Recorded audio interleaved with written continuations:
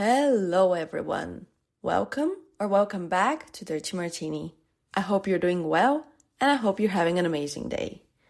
It feels really weird to sit down and talk to you because I haven't recorded a new episode in 3 weeks?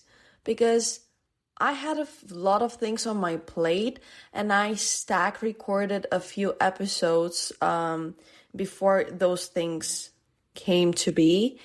So I haven't been in front of the microphone in forever.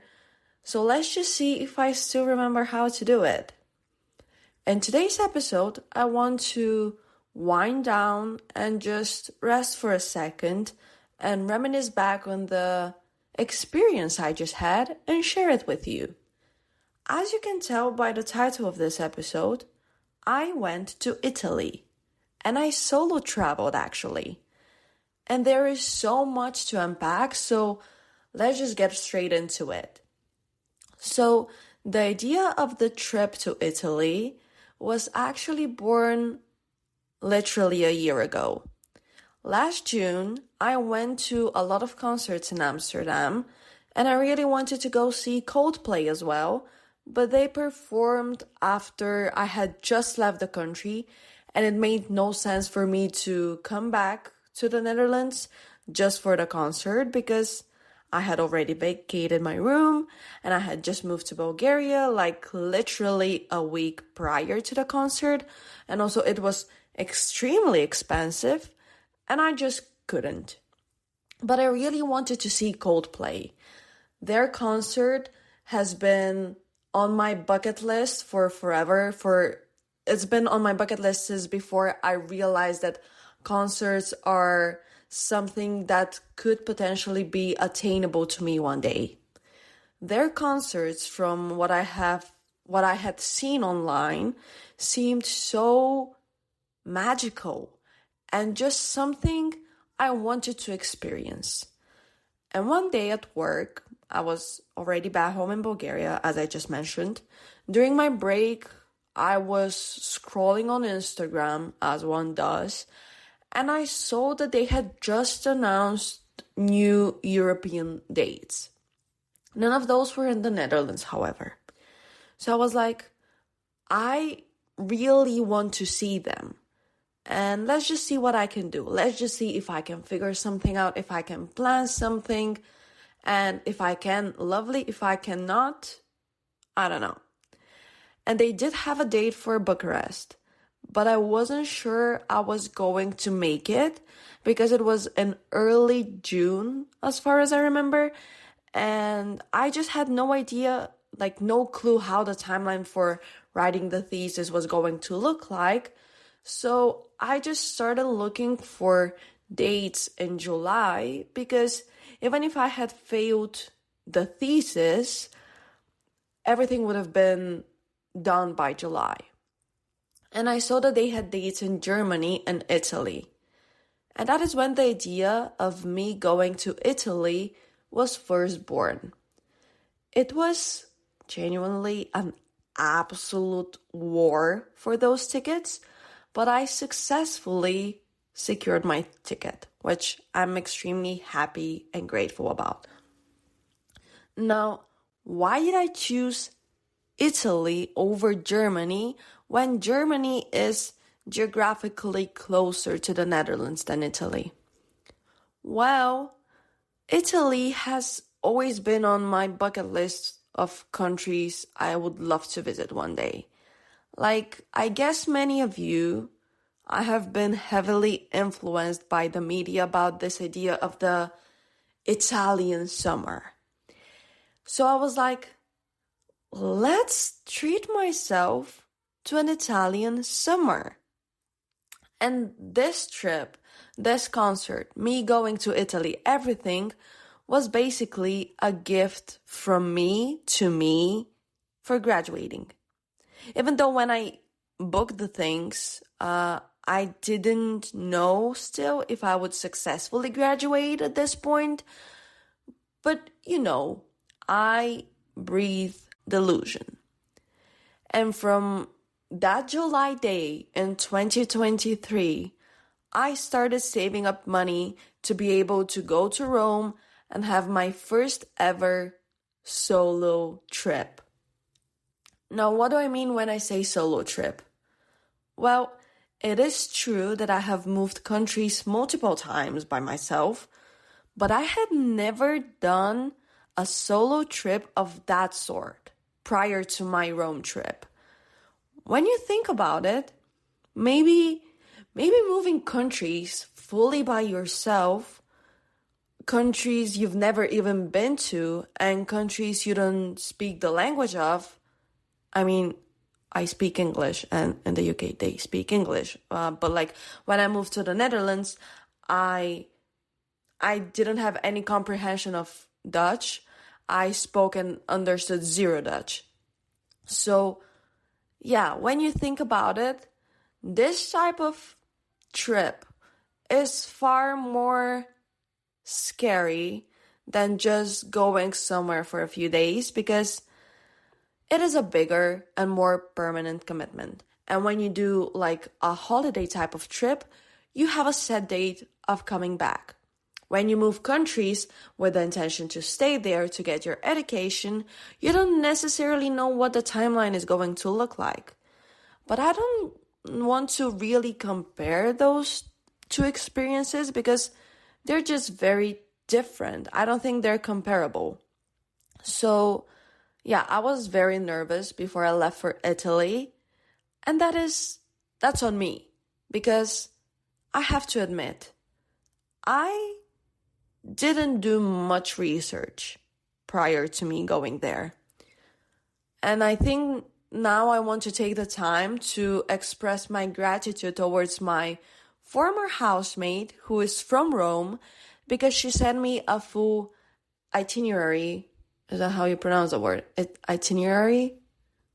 She sent me a full list, a full schedule, and a timetable of what to do in Rome and what places to avoid. But we will get there. Basically, if it wasn't for her, I don't know what I would have done. So, thank you so much. You really saved me, literally. Point blank, you saved me, period. And you made my experience so much easier and pleasant because, okay, I did look up some places online prior to me going, but I didn't do in-depth research. And like also, even if I had done in-depth research, it is a totally different thing to get the insight of a local, of someone who grew up there, of someone who knows the ins and outs of the city. So yeah, I didn't do too much research on my own. And initially, I was totally fine with this idea because I was like, I don't want to set any expectations for myself because I don't want to be disappointed. I will go there and freestyle everything.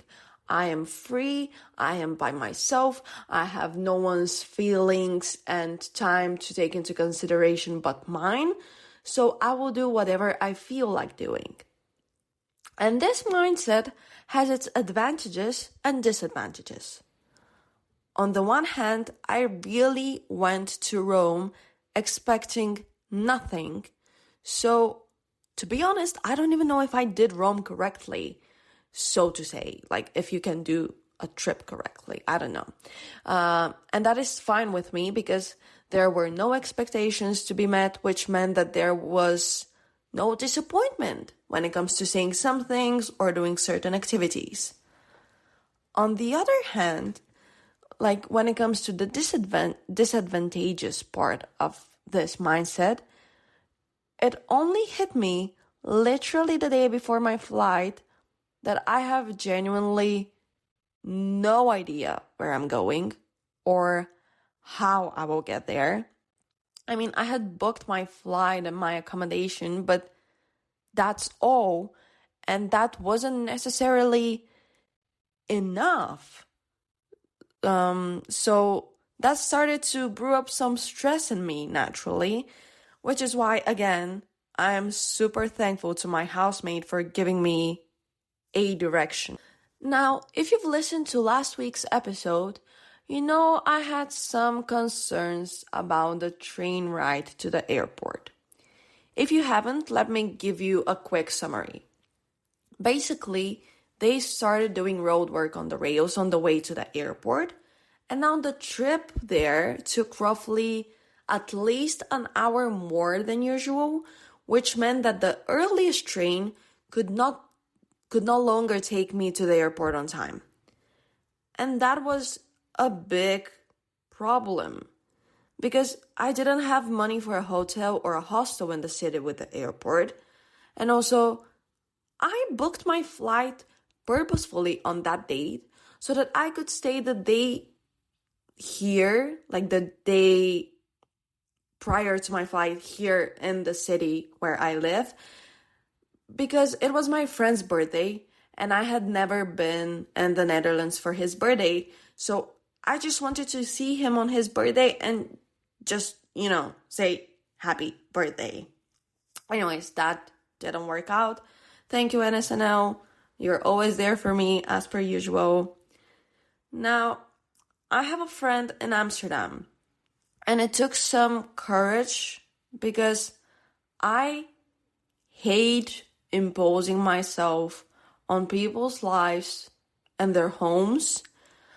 But I asked her to stay over at her place for the evening so that I can catch a train from Amsterdam to Eindhoven in the morning and make my flight.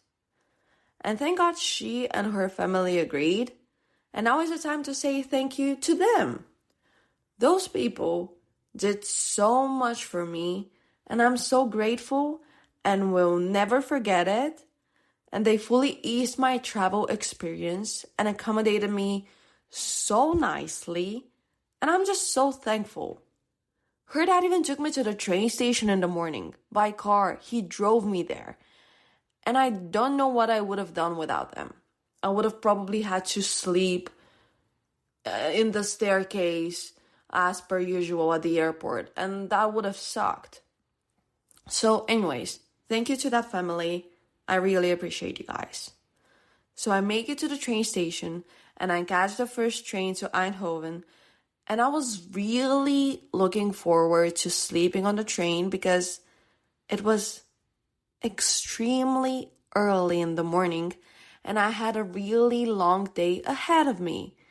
But the train was freezing cold, like hypothermia kind of cold. So I literally couldn't get comfortable to even think about falling asleep. Like my bones were hurting. So I got to the airport and I'm just full of hope that I will be able to sleep on the plane. And just a spoiler alert, that didn't happen either. So I was basically raw dogging the entire thing on barely any sleep. Which, to be honest, is the summary of my entire trip. And I'm at my gate waiting to board my personal private jet owned by Wizz Air. Anyways, so I'm waiting at my gate to board my plane and again, the plane. And the most glitch in the Matrix moment happens. I see my friend's boyfriend. And I genuinely couldn't comprehend that he's actually there. Because I'm so sleep deprived, I start thinking he's a hallucination. And I start acting so inadequate. Because that is not like a regular thing to do, like you two meeting up at the airport. Like that doesn't happen every day. So what are the chances? So yeah, I couldn't comprehend that I'm seeing him. So we chatted a bit and he was there because he was flying home for the summer, but his flight got delayed by a ridiculous amount of hours. So he was just killing time because he was already in the gate area, so he couldn't get out of the terminal. So, had he departed at his original time, we wouldn't have seen each other, so I guess a win is a win. I just hope he can get a load of money for that delay because this is just so extremely irritating and inconvenient. Like giving passengers a €2 voucher for a snack or a drink as a compensation is absolutely not enough. So I hope he can get his money. But my flight departed on time and I had an aisle seat. We've had this conversation many times, guys. I won't repeat myself. Now, the only shitty thing about an aisle seat is that next to you sit actual human beings who have bodily functions, who will make you get up to go to the lavatory. So I was just, finally on the plane, in the seat. It is warmer than in the train. Well, to be honest, like even on the North Pole is probably warmer than it was on the train. But like I finally made it. All the stress led me to this moment and I could finally sit down and just relax for an hour and a half and just sleep. Well, I was dozing off peacefully and the lady next to me woke me up so that her son can go to the lavatory. And after that, I just couldn't fall asleep. I don't know why, but I tried multiple times. I couldn't. But anyways, like being sleep deprived definitely added to my problems for the rest of the day, but to be honest, was not my biggest problem. So I land in Rome and the airport is massive. It took me a solid 10-minute walk to figure out how to get out. And I left the Netherlands where it was barely 14 degrees and raining and landed in Rome where it was 40 degrees and extremely, extremely humid. So I naturally wanted first and foremost to go to the beach. It was only a 10-minute bus ride away from the airport, and the city itself, Rome itself, was an hour away from the airport. So I thought I would go to the beach, chill there for a few hours, and then go to Rome City. And that was my mission for the day, which sounded extremely doable. Little did I know that this would be one of the hardest challenges of my life to date. So the bus I was supposed to catch to the beach was running once every hour. And the first one I missed, even though I had plenty of time between the time I landed and the time the bus departed.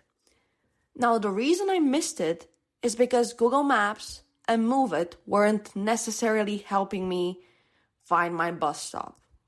I know I went on a whole tangent last week about the helpfulness of GPS, and yes, they're so helpful, but sometimes they do piss me off. And I didn't have any data on my Bulgarian phone number, and it took some time for whatever reason for my prepaid Italian eSIM card to launch problem-free.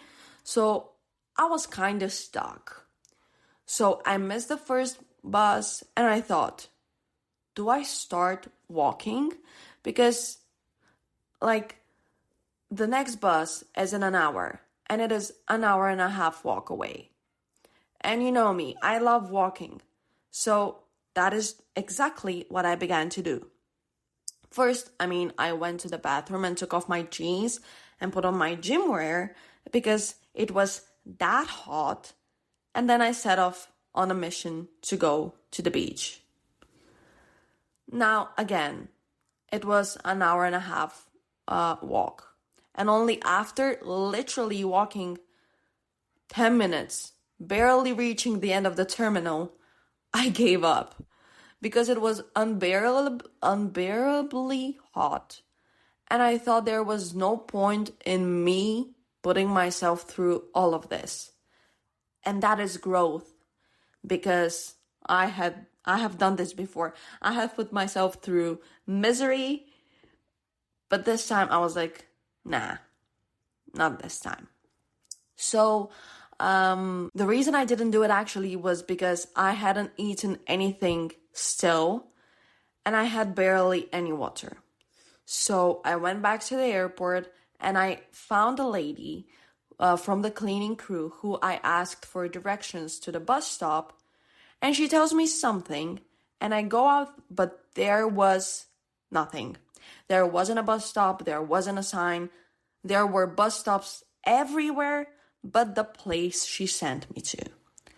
So I go to information, and the lady who was working at the reception was like, I'm a girl's girl, but she was extremely rude and unpleasant.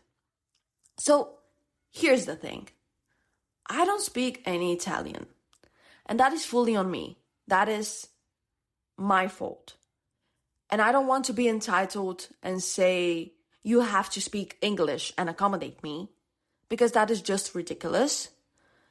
But I believe that if you work at an airport, especially at the information desk, you have to speak at least basic English. And please don't cancel me. That is not me trying to sound entitled. It is, I think, a given that when you work at an information desk at an airport, you should be able to speak at least enough English to give people directions. I'm not saying give TED Talks and write books in English. What I'm saying is be able to say, take this bus or turn left. That is just necessary. I don't think it should come as a surprise that there are tourists at the airport, and you shouldn't be expecting to talk only to locals who speak the local language. So I go up to the information desk. Well, it was more like an information office, and me and the person inside are separated by a thick glass, like a thick glass wall, with no way for me to enter the office, and she's sitting at a desk at the very opposite end of where I was. So I start talking, and I take my phone to show the bus line I'm supposed to catch, and she doesn't even bother to move closer to me. And she starts saying something in Italian and stays seated at her desk, literally 6 or 7 meters away from me. So I just tell her, because it is a loud airport, it is a big airport, there are like loads and loads of people, so you just need to be a bit closer for me to be able to hear you. So what I tell her is, I'm really sorry, but I couldn't hear you. Could you please repeat what you just said? So what she does is she just crosses her arms in front of her body, mumbles something, and the conversation ends there. And I try to ask a question again, and she doesn't even look at me. So I just leave. I found this extremely disrespectful and extremely rude. And again, if you work at an airport, there will inevitably be people who are not from the country in which the airport is located. So I don't understand what you're getting all worked up about. Just help me get out of here, and you won't have to deal with me ever again. Anyway, I left and I continued to look for someone else to ask for help, and I found a staff member around my age, and I thought, you look like someone who would be able to speak English. And she did, thank God. And by the way, I know this sounds super entitled again, but let's just not forget that English isn't my first language either. And you work at an airport. I would totally understand if we were anywhere else and you didn't speak English and you only spoke your native language. That is totally understandable and completely fine. But again, speaking at least the most basic level of English, when that is literally the most, it is the international language, whether we like it or not. English is the international language. So speaking a basic level of English when you work at an airport is extremely crucial for such workplaces. So I really don't think I'm being rude when I'm saying this. And I'm really sorry if I am rude. It just seems so logical to me. And I don't think it makes sense for this not to be the case. Leave English aside. I'm showing you my phone.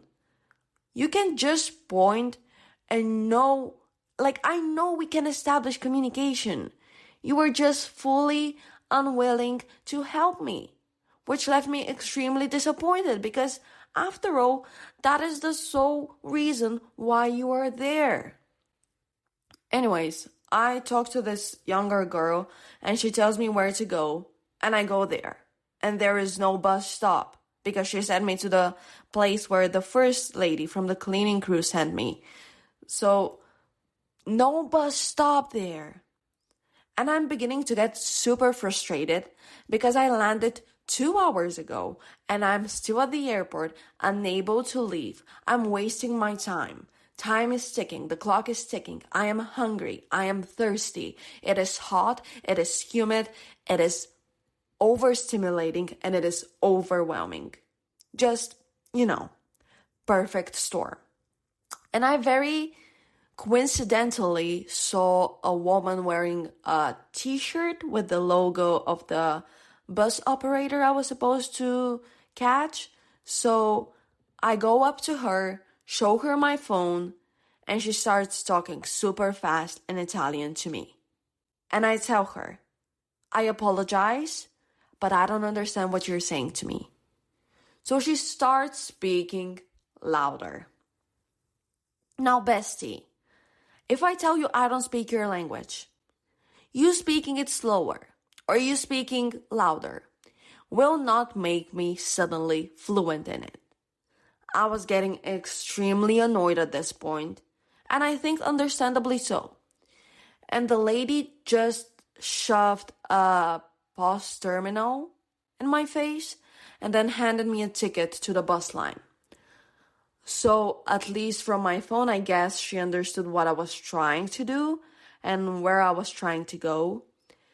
And the bus arrived within 10 minutes, so I got in, I showed my ticket to the driver, and I asked her if this is the right direction. And she just starts talking in Italian, and as she's talking, she closes the doors of the bus as I am standing still next to her, with my question unanswered, and she left without her, without even bothering to, try to, I don't know. Anyways, she just, departed. The bus left. And there was literally nothing for me to do because at this point I was I came to terms with the fact that I will not be able to establish communication anywhere near that airport. So I just sat on a seat in the bus, opened my phone, which thankfully showed me that I had taken the right bus. Thank God. So I am following the Move It app itinerary. Again, that word. I know what it means. I want to use it. I don't know if I'm pronouncing it correctly. Itinerary. You know what I'm talking about. I'm following the route that Move It is showing me. And I press, when I'm about to reach my bus stop, I press the button for the lady to stop the bus and for me to get off. And she simply continues without stopping. A Russian family who wanted to get off on the same stop as me went up to the driver and asked her why she didn't stop. And she just yelled something at them. So they also couldn't establish any communication. So they gave up. So I was starting to worry a bit. But up until that point, all the bus stops were a minute away from each other. So I was like, well, I will just get off on the next bus stop. It's not that big of a deal. It's probably also a minute away from that one we just passed. But you know me, and you know my luck. Or to be more precise, my overall lack of luck in anything I do in this life. And the next bus stop ended up being a 15-minute drive down the highway. Now, I'm really getting desperate. I get off on the bus. I and the Russian family get off from the bus. And we are all so lost and don't know what to do. Let me just remind you. Well, first of all, thank God my Italian eSIM card had installed by that point, because it took hours for me to leave that airport. So like it had its time to adjust. So I at least had data at this point. Now, let me just remind you that this particular bus line is running only once every hour. And it was 2 p.m. at this point. The sun was at its highest point. There wasn't a single trace of a cloud in the sky, and I had barely any water. We are also in the middle of a highway, and I go up to the bus station that is opposite of the one we just got off. At propositions. I always freestyle them. So anyways, I go to that bus station that's opposite. But it was one of those old metal ones. And because of the heat, it was boiling hot to the touch. And it was just a bench and a pole. So there was no shade to hide under. And now I'm just beginning to wonder, what do I do? And I start self-pitying, because that is the first step of making solutions. Like, I don't make the rules, I just follow them. Self-pity is the first preparatory stage.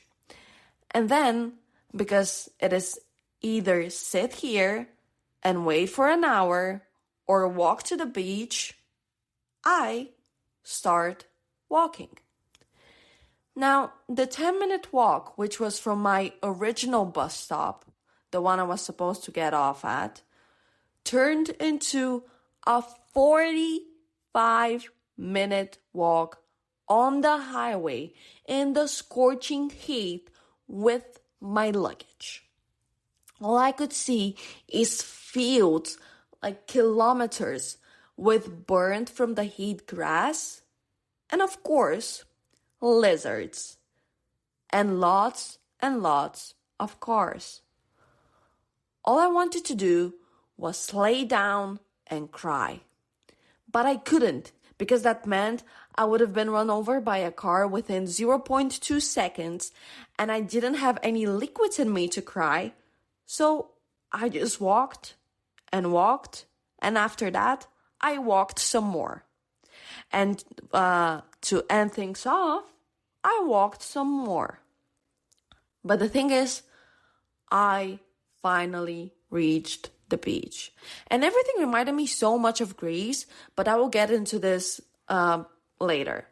So I don't think I have ever felt such relief in my life as I did the moment I saw the sea. I immediately dropped my backpack and went into the water with my clothes on. I didn't have a bathing suit, but I was not going to let anything stop me from enjoying this, because after everything I went through, I deserved it. I earned it. So I went in the water, and oh my God, it was more than amazing. It was so clear, and so was the sky, which ended up biting me in the ass because I got sunburned as hell. And there were fish jumping up in the air near me. So what can I say? I am a mermaid. And, I just felt such peace, because that was the moment in which I knew I was not going to die. At least not in that moment. Or I don't know. I don't know. Are there sharks there? I don't know. That's so stupid of me. I don't know. And when I would get out of the water, I would just sit on my jeans that I had previously worn and cover myself with my jacket. In a 40-degree weather, I wore a jacket so that I don't get sunburned. But that, well, it didn't help. Let's just say that now I have ugly tank top and shorts tan lines, and I genuinely don't know how to fix them. But in that moment, I honestly didn't care about this a single bit. I just wanted to rest for a second because I deserve this after everything I had just been through. And it was only the middle of the day, and my trip in Italy was only beginning. So I stayed there for 2 more hours, and I started heading back to the bus stop to go back to the airport and head to my hostel in Rome. So I went to the bus stop that is opposite of the one I was originally supposed to get off at, and there was this old grandpa. And I very naively tried to ask him in English if this was the bus stop where I can catch a bus to the airport. But, well, he didn't speak English, which is totally fine. I just thought I would give it a try because I'd rather try and it lead to nothing than potentially miss out on something. And that is not just me talking about starting up a conversation in English. I just thought, yeah, let's try. The worst thing he can do is start talking in a language I don't understand. So I took out my phone and I used Google Translate to ask my question in Italian, and he just looked at me, very confused, understandably so, and started waving his hands and speaking extremely fast, and I just signaled to him with my hands that I cannot understand him. So what I did was I went to this bar/gas station type of thing, and one of the girls there spoke a little bit of English, and she told me which bus stop to get on and at what time to catch what bus. So I go there, and the bus she told me about was supposed to arrive in 35 minutes, but only 10 minutes into my wait, a bus stopped. And I had talked to a girl from Rome prior to me going to Italy, and she had warned me that public transportation in Rome is not necessarily reliable. So, I don't know, I thought it could be my bus, and I just got on the bus to ask the driver if it goes to the airport. And they couldn't understand me, but one of the passengers did understand, because I butchered the name of the airport. I don't know how to pronounce it correctly, which I'm extremely sorry about, and I apologize, and that is totally on me. And those people, the people I encountered, they are not to be blamed for my lack of Italian knowledge. So yeah, one of the passengers could understand what I was trying to say by the butchered name of the airport. And she said that the bus is going to the airport. And later, I just Google translated a question for her, and then Google translated my gratitude towards her. When I got on the bus, I asked to get a ticket, but they couldn't fully understand me and just waved at me to sit because they had to leave. So I didn't pay for my bus trip. And now is maybe the time to confess. Until the end of the trip, I didn't pay for a single public transport ticket. And I know I should have, but I tried a few times and they just didn't understand what I was asking them. So I just gave up at a certain point, and I would enter the bus from the back and would get off from the back. I know it's not the right thing to do, and I had never done anything like this before, and I do feel guilt, and I did feel guilt as I was doing it, but it is what it is. At least I was unintentionally budget traveling. Well, to be honest, when you think about it, everything is budget traveling if you just don't pay. That's just girl math. Or that's maybe a convict math. I don't condone theft. I don't condone stealing. I don't condone not paying for stuff you're using. But it just happened. I don't think my €4 have radically affected the Italian transport system and their infrastructure, be it positively, be it negatively. But still, I should have paid. I shouldn't have done what I did, but I did. So do as I say, not as I do. So I rode on this bus for 30-ish minutes because it took some different route. And I finally got back to the airport. And to be honest, I was so overwhelmed by everything that I just wanted to get on the next flight back to the Netherlands and just call it a day. I saw the beach. That was enough for today. But I didn't do it. I got on the bus to the city of Rome and I was exhausted from everything. Like, I was so exhausted that the second I got in my seat on that smelly, unair-conditioned bus, I fell asleep with my skin still burning from the heat. The trip took roughly an hour and I got off on the Termini train station. I don't know if I'm pronouncing Termini correctly, and I'm sorry. Now, when I was asking my previous housemate for tips on what to visit and what to avoid, she told me that whatever I do, I should at all costs avoid the Termini train station. Especially at night, because it apparently can get very dangerous. As, to be honest, any other main train station in Western Europe. Now, the thing is, the hostel I had booked, and I had booked that long before talking to my housemate, so it was a 5-minute walk away from the Termini train station.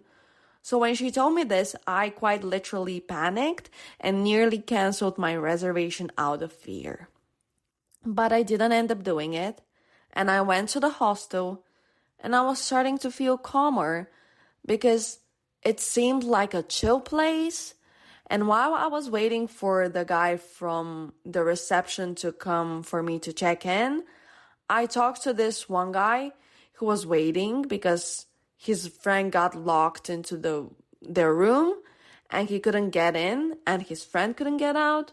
So we just started talking, and literally the first thing he says, and I mean the literal first thing he says to me is, "Rome is really dangerous.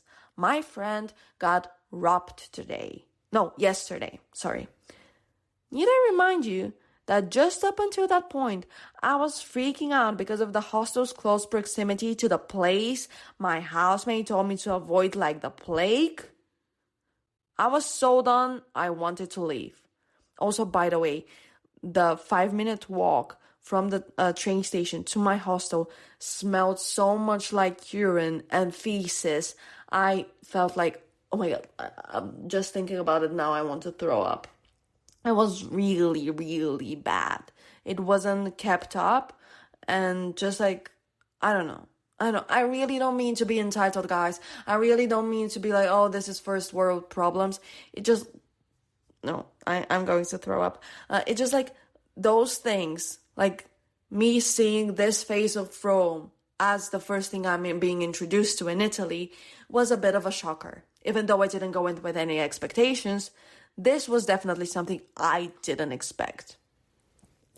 So, anyways, yeah, I am me, and as long as I am me, I put myself through stressful and dramatic and traumatic experiences, and that's just life. Also, just as a side note, that guy also, like the guy I talked to before I checked in to the hostel, he also asked me if Bulgaria is located in Budapest, and well, the woman was too stunned to speak. I have had many reactions to me saying I'm Bulgarian, but I was definitely a new one unlocked. Anyways, so the guy from the reception comes and I check in and he takes me to my room. A 4-bedroom all-female dorm with a private bathroom. For my first longer stay at a hostel, because up until that I had just stayed at a hostel for one night when I went to see Harry Styles, episode 3, shout out. So for a first longer stay at a hostel, that type of accommodation sounded as lovely as it can get. I don't want to be with too many people in a room, and I'm sorry, but I just really don't want to be in a mixed dorm because I wouldn't necessarily feel safe. I know it's not all men, and I'm projecting, but the risk is too big to take, and I am sorry. But I'd rather pay a couple more euros per night for an all-female dorm and feel as safe as I can feel in a hostel than save 20 euros but be constantly in a fight or flight. I'm not saying that being with only women isn't scary. After all, we are all strangers and there are bad men and there are bad women. But I'm sorry, but life has kind of taught me that I'm more willing to trust stranger women than stranger men. And if you're a stranger man and you're listening to this, it's nothing personal. I'm really sorry. It is pure statistics. Anyways, I go up to my room and it is, again, 4 beds. 2 single ones and 1 bunk bed. And only the top bed from the bunk bed is available. So that is my bed. Now, I don't necessarily know how I feel about the top bed. I am just very conflicted. On the one hand, it is a big plus because if everyone else is on the bottom, nobody can see you sleep and you get your privacy, as much privacy as you can get in a shared room, because nobody is up in your face. But on the other hand, it is very annoying to go up and down constantly, especially when you're in a room full of people who you don't know and it is 5 a.m. and you want to go to the bathroom and you're trying not to wake everyone up. It is a delicate manner. Anyways, I was on the top one simply because I didn't have the choice. But to be honest, in this particular case, I am happy I was there because of the, even if limited privacy it provided me with. So I started unpacking and I saw that my face wash had leaked everywhere and I had ruined some of the pages in my diary. Like, it had ruined some of the pages in my diary. And that was my last straw. But the thing is, things didn't end there. Things just didn't end there.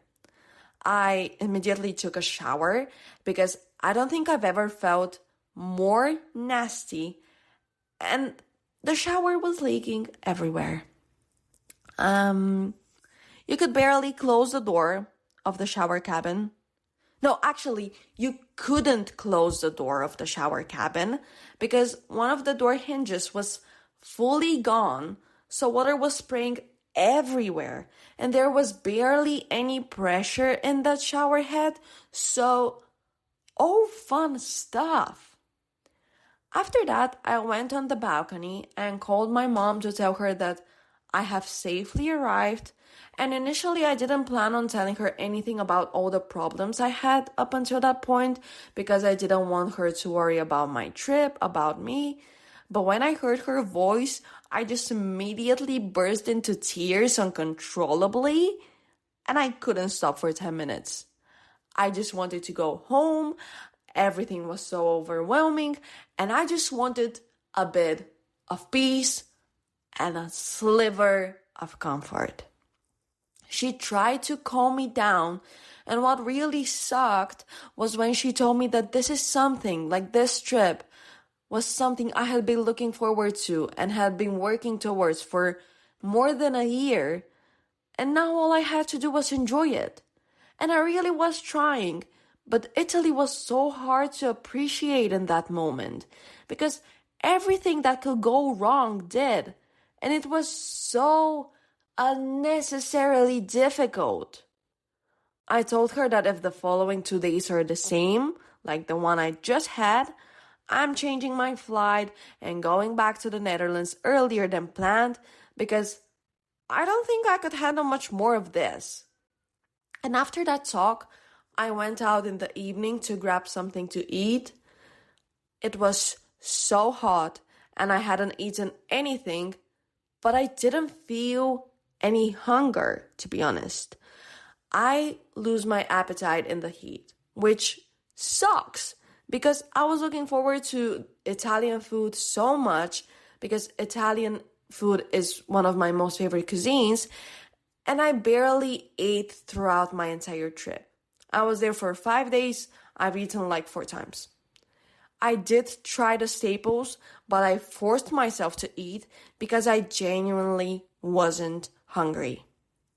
So that evening, I went to this one small pizzeria I found close to my hostel, and I just sat there because I saw that they were showing the Netherlands versus England UEFA semi-finals.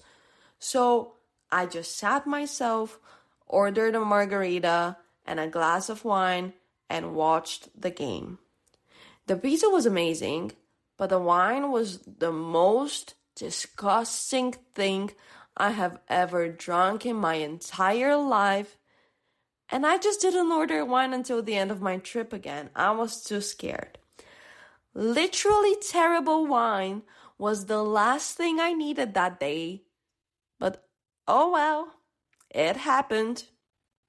The waiter was really nice at least, and he tried to talk to me in English and ask me where I'm from. And when I told him I'm Bulgarian, he was surprised and he said, "Bulgarians usually drink a whole bottle by themselves. You're out here having a single glass." And he's so right. I wasn't doing my country the alcohol justice it deserves. I didn't live up to our fame. I didn't live up to the expectations people have of us. But I just couldn't. After the day I had, the last thing I needed is to get like violently drunk. And after the game, I just went back to my hostel with my small deodorant in hand in case someone tries to attack me. And this is a pro tip. I didn't have pepper spray. And I didn't know where I could find one because I don't know if they're legal in Italy. But I figured that a travel-size deodorant would do just as good, or at least will give me enough time to react if, God forbid, something was to happen and I had to use it in self-defense. How I love being a woman. Thank God nobody attacked me and I made it to the hostel in one piece. But the first day shenanigans didn't end there. However, my throat is beginning to hurt so much and I need to go grab some tea. Next week, I will let you know why my throat is hurting, which is exactly to be explained by the ending of my day 1 in Italy. And I'm now realizing that this trip will turn into a few-part series on here, so next week, come back for more Italy mishaps and some happy moments, because there were happy moments. But until then, thank you for listening to today's episode. Stay hydrated, wear sunscreen, and don't support genocide. Bye!